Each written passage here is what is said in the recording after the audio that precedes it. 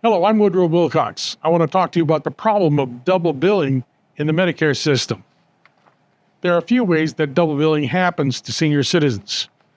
The first way is caused by a government Medicare policy of sending Medicare summary notice forms to the senior citizen on Medicare only once every 3 months. It used to be that it was done every month, but Medicare changed its system so that it would only mail out every 3 months. But hospitals, doctors, and other medical service providers typically send the bills every month. This makes many senior citizens nervous because they want to protect their credit ratings. They are tempted to send a payment before they or their insurance company gets a report of Medicare's ruling on the claim for medical services. If that report states that the patient owes nothing, the medical service provider rarely refunds money to the senior citizen if the senior citizen already paid it. Some medical service providers even bill the senior citizen before the provider files a claim with Medicare.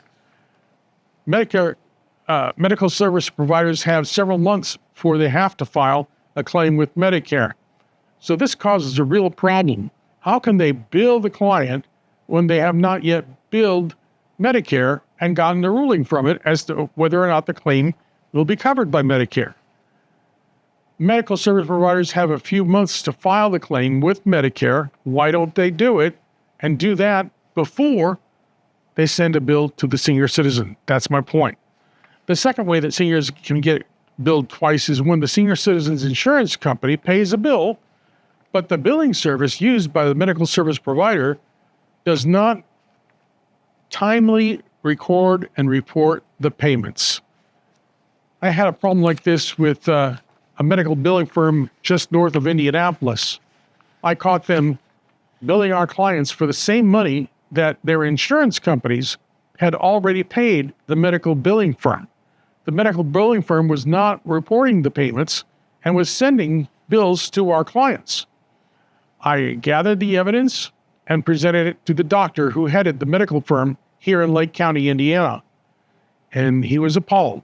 He didn't know anything about this billing of senior citizens after his firm had already been paid by their insurance companies. So he said, give me a list of your clients that have been hurt like this, and I'll wipe out their bill. We won't ask for anything from them, which was good. Showed that the doctor didn't know what the medical billing firm was doing. But I also helped some of our clients to file a complaint with the Indiana Attorney General's Office of Consumer Protection against the medical billing firm. They got a slap on the hand for sure. Many times I have checked a bill sent to a senior citizen client and learned that the senior insurance company paid the bill weeks or months before.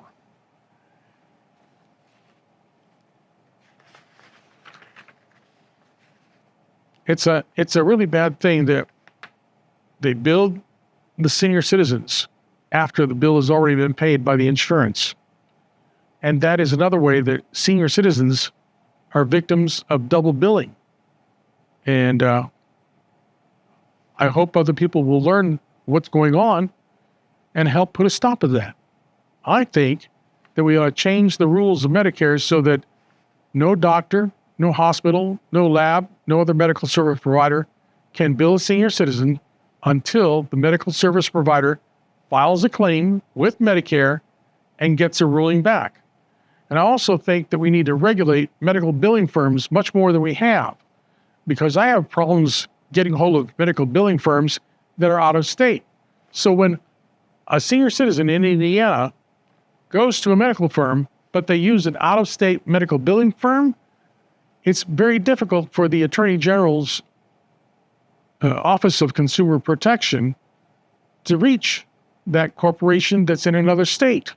We need a federal system, so if we have a problem getting a hold of somebody at a medical billing firm and saying, there's a problem, we need to discuss it, the federal government can step in and say, yes, you need to discuss it, and need to discuss it now.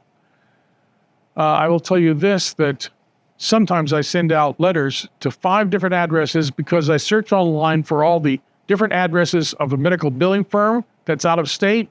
And so I send letters to all the addresses trying to find the right person to talk to. It's a real ordeal, but I've persevered it, and most of the time I'm able to get a hold of somebody. And once I get a hold of the responsible person, I discuss it, explain the problem, and oftentimes the medical bill goes away because it all depends on what problem actually existed. But I want medical billing firms to be easier to reach to discuss problems with the medical bill. That's my thought. I'm Woodrow Wilcox.